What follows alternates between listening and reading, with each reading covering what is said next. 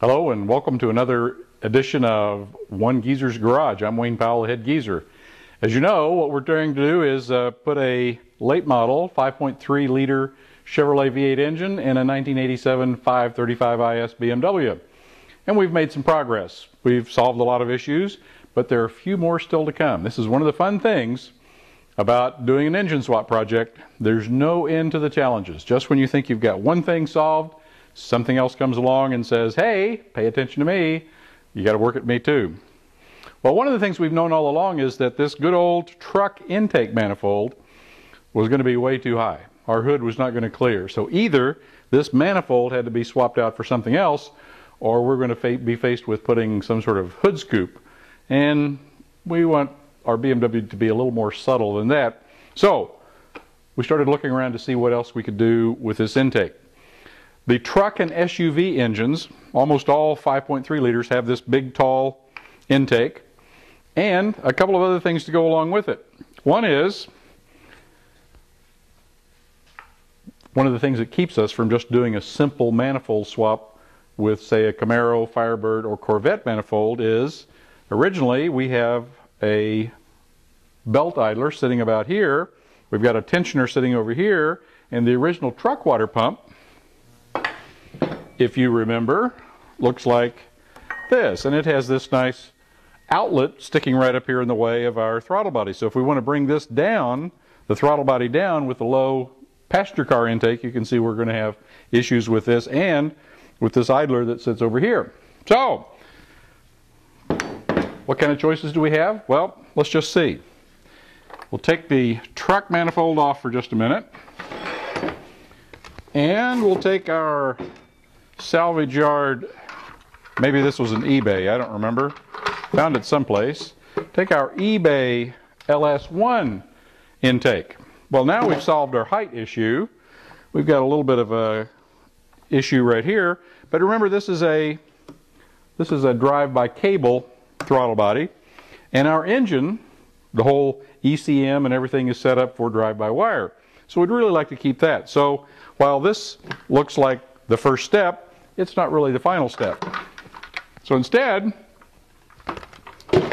I did some more eBay looking and found this LS2 intake.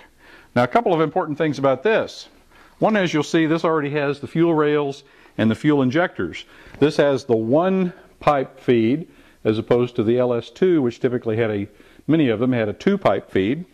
So our fuel comes in from one source and no return line. The return line is attached to that Corvette filter regulator we talked about and showed you in an earlier episode.